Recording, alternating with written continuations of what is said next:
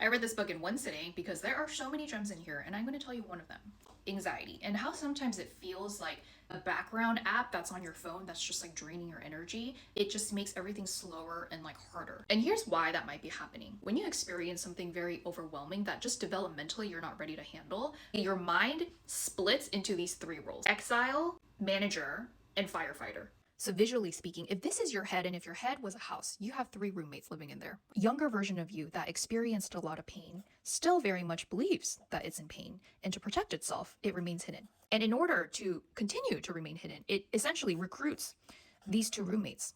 The manager is the responsible one. They're the one that, make sure you pay your rent, but they can also be incredibly oppressive and demand perfection out of everyone. Firefighter's main goal is to appease the pain that the exile feels. So this is the voice that tells you to crash out. It can manifest in behavior like addiction, overspending. And what ends up happening is this manager and firefighter are constantly fighting. This is how a civil war can happen.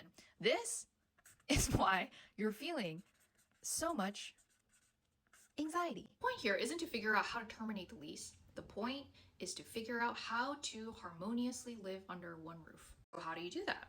Martha Beck talks about an exercise you can do, and it's essentially having a four-way conversation between the exile, manager, firefighter, and you as the sole voice of reason. Because remember, you are none of those three things. They are merely a fragment of you. There's a whole worksheet in here that goes into detail on what exactly to ask, etc. So leave a comment if you want me to share screenshots of that. And this all brings me to this main point. Those three roommates are no longer the dominant voices in your head. Instead, it's that fourth person or the moderator. And Dr. Richard Schwartz calls this the core self. Basically describes it with these characteristics: calmness, clarity, confidence, curiosity, courage, compassion, connectedness, and creativity.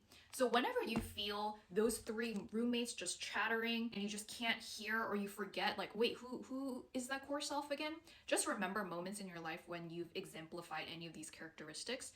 That is your core self, and use that to find your voice.